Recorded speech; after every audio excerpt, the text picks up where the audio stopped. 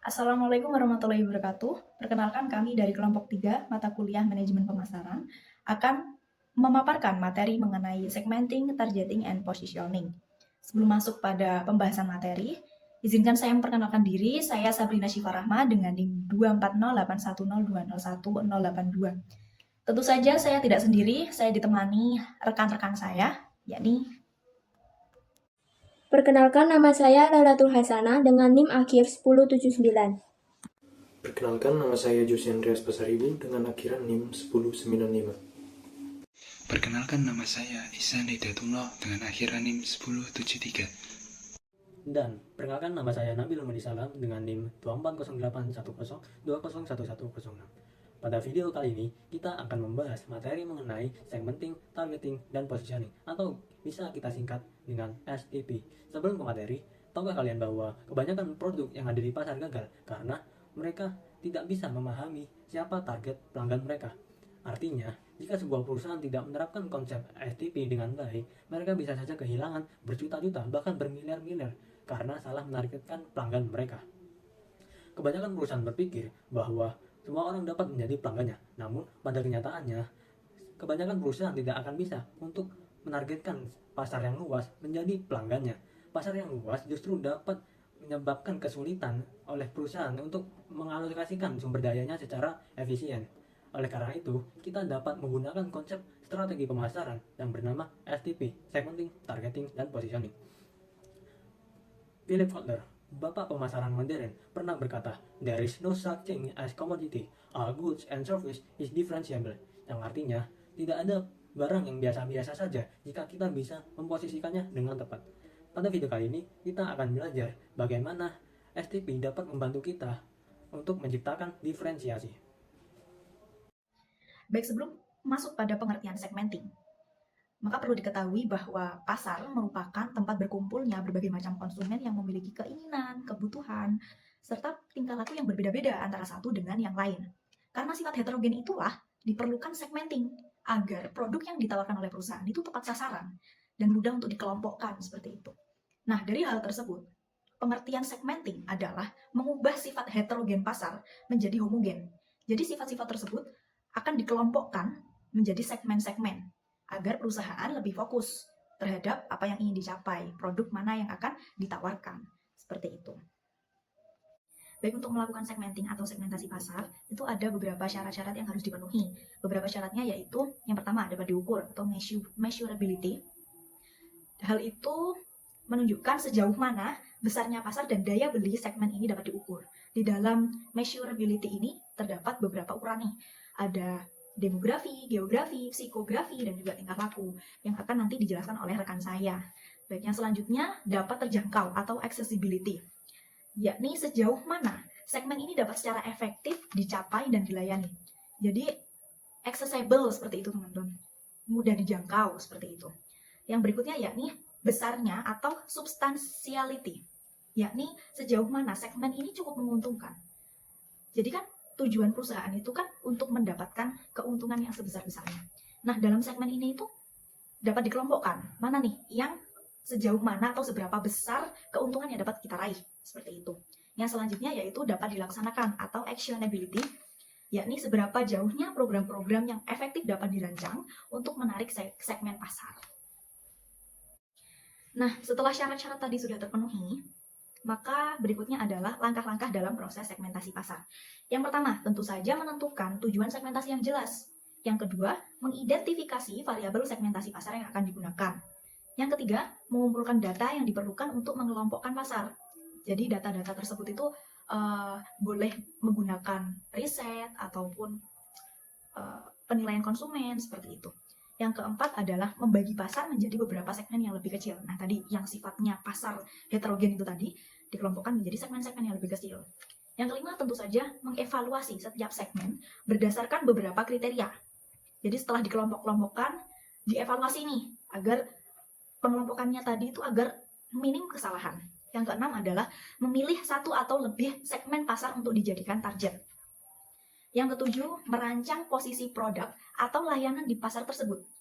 Setelah dikelompok-kelompokkan, terus dipilih mana yang lebih difokuskan, Lalu ya merancang posisi produk atau layanan di pasar tersebut. Yang kedelapan, mengimplementasikan strategi pemasaran yang dirancang untuk setiap segmen pasar yang telah dipilih. Ada segmentasi, ada identifikasi variabel. Jadi yang pertama itu ada segmentasi demografi, kedua ada segmentasi geografi, kemudian ketiga ada segmentasi psikografi, dan terakhir ada segmentasi tingkah laku. Oke, yang pertama itu segmentasi demografi. Jadi ini berdasarkan variabel seperti umur, jenis kelamin, besar keluarga, siklus kehidupan keluarga, pendidikan, pendapatan, pekerjaan, agama, ras, dan kebangsaan.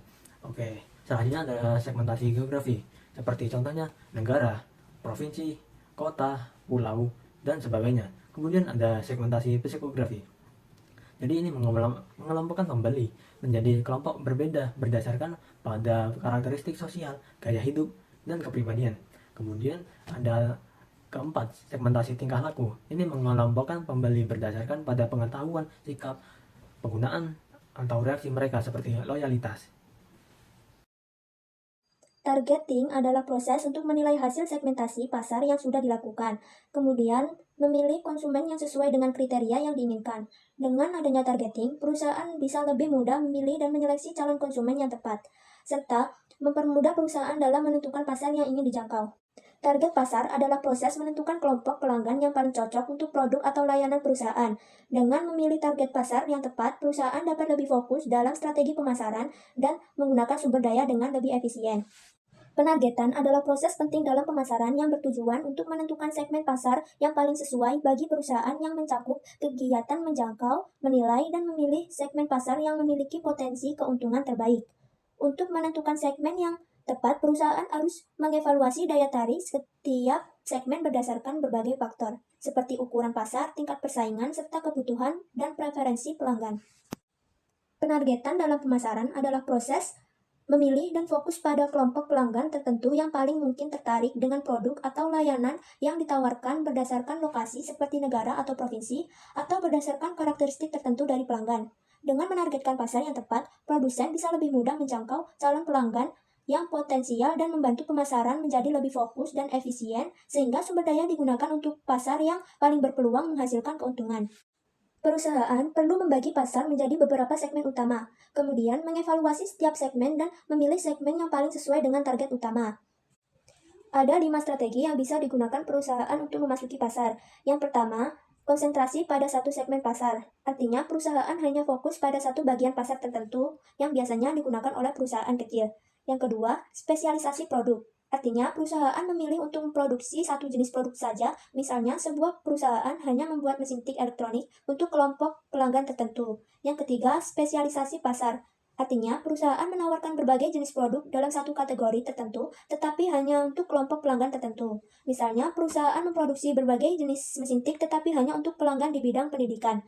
Yang keempat, spesialisasi selektif. Artinya, perusahaan menjalankan beberapa bisnis yang tidak saling berhubungan, tetapi masing-masing bisnis memiliki peluang keuntungan yang menarik.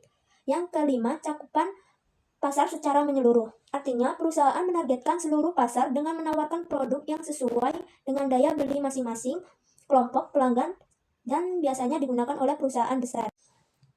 Untuk mencapai target pasar, ada 4 kriteria yang harus dipenuhi. Yang pertama, segmentasi pasar yang jelas. Perusahaan harus melakukan studi segmentasi dengan baik untuk mengenali target pasar mereka. Tanpa segmentasi yang jelas, bisnis bisa menghadapi risiko besar. Yang kedua, potensi pasar yang besar. Target pasar yang dipilih harus memiliki peluang penjualan yang luas. Semakin besar pasar, semakin besar pula potensi keuntungan yang bisa diperoleh. Yang ketiga, respon positif dari konsumen. Pasar yang dipilih harus memiliki minat dan respons tinggi terhadap produk yang ditawarkan, sehingga kemungkinan produk diterima lebih besar. Yang keempat, dapat dijangkau oleh media. Target pasar harus bisa dijangkau melalui berbagai media komunikasi agar promosi berjalan efektif sesuai dengan siklus hidup produk. Materi selanjutnya yaitu tentang positioning. Positioning adalah suatu proses strategis yang dilakukan oleh sebuah perusahaan untuk menciptakan atau mengomunikasikan citra suatu merek terhadap target pasar. Tujuan utama dari positioning ialah supaya konsumen memahami nilai dari suatu merek yang ditawarkan sehingga membentuk persepsi yang positif, unik, dan berbeda dari pesaing lain. Positioning yang efektif. Agar terciptanya positioning yang efektif, sebuah perusahaan harus melakukan beberapa langkah strategis, yaitu yang pertama, positioning berdasarkan atribut dan manfaat, di mana merek menonjolkan fitur unik atau manfaat utama yang ditawarkan produknya. Misalnya pasta gigi yang menawarkan suatu produk untuk gigi yang sensitif. Lalu yang kedua, positioning berdasarkan pengguna. Misalnya sebuah merek menargetkan kelompok pelanggan tertentu yang memiliki kebutuhan spesifik, seperti produk kosmetik yang dirancang khusus untuk kulit sensitif.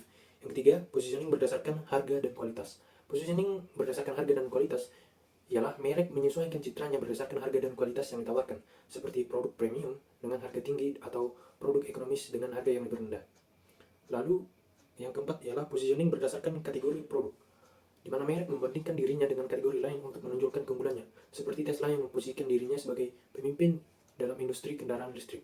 Yang kelima ialah positioning berdasarkan gaya hidup atau emosi. Merek menciptakan koneksi emosional dengan konsumennya, seperti Starbucks yang membangun citra seperti tempat yang nyaman untuk menikmati kopi, bukan sekedar kedai kopi biasa. Lalu yang terakhir, positioning berdasarkan kompetitor, di mana merek membandingkan dirinya langsung dengan pesaing yang lain dan menunjukkan keunggulannya, seperti Pepsi yang sering membandingkan dirinya dengan Coca-Cola. Ada beberapa faktor yang mempengaruhi keberhasilan dari positioning. Yang pertama, keunikan proposisi nilai. Merek harus memiliki proposisi nilai yang unik dan membedakannya dari pesaing. Konsumen cenderung memilih merek yang menawarkan sesuatu yang berbeda dan relevan dengan kebutuhan mereka. Lalu yang kedua, pemahaman target pasar. Positioning yang kuat hanya dapat dicapai jika perusahaan memahami dengan jelas siapa target pasarnya dan apa yang mereka butuhkan.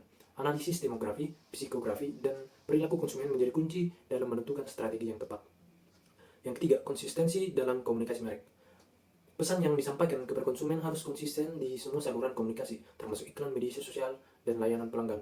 Inkoherensi dalam komunikasi dapat membingungkan pelanggan dan merusak citra merek. Lalu yang keempat, relevansi dengan tren pasar.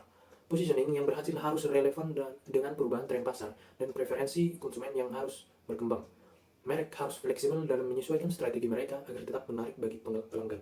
5. Kualitas produk dan layanan.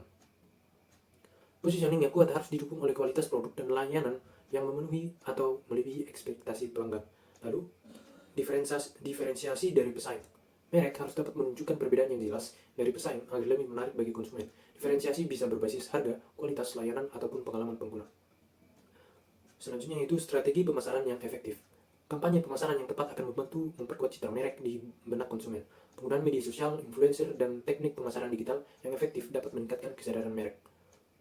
Lalu yang terakhir yaitu kepercayaan dan reputasi merek. Keberhasilan positioning juga dipengaruhi oleh bagaimana merek membangun kepercayaan dengan konsumennya. Reputasi yang baik melalui ulasan pelanggan, testimoni, dan layanan pengguna jual yang berkualitas dapat memperkuat citra merek. Selanjutnya yaitu studi kasus.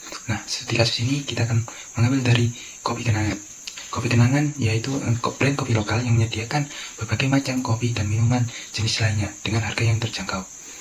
Untuk melakukan segmenting, kita akan menggunakan beberapa kriteria dasar, yaitu yang pertama, generasi, kelas ekonomi, domisili, penggunaan teknologi, preferensi halal, kebiasaan mengkonsumsi kopi. Dari 6 kriteria dasar tersebut, kita akan membagi masing-masing kriteria menjadi beberapa segmen. Dari generasi, itu ada Gen X, Millennial, dan Gen Z.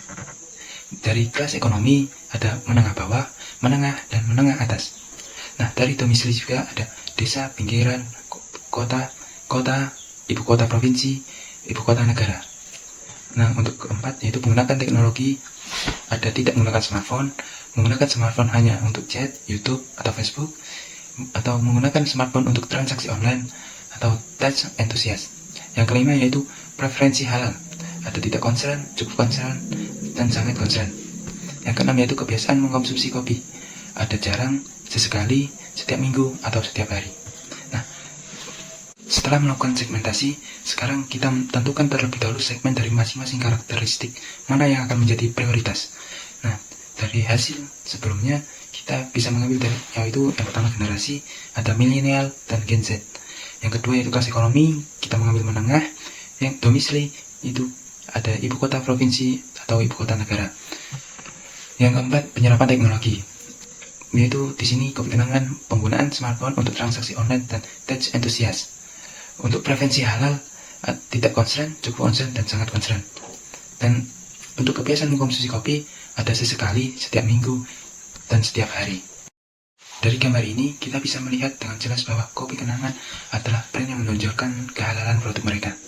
Hal ini karena produk lain belum memiliki sertifikat MUI, sehingga untuk saat ini mereka dapat menggunakan positioning sebagai kopi kekinian yang halal. Selain itu, karena mereka adalah perusahaan yang dikembangkan ala-ala startup, sehingga mereka fokus pada teknologi dibanding kopi lain yang dulu ada seperti Starbucks. Sejatinya, dapat melihat positioning mereka saat ini dari dua aspek ini berdasarkan konten yang mereka post di Instagram mereka. Kita akan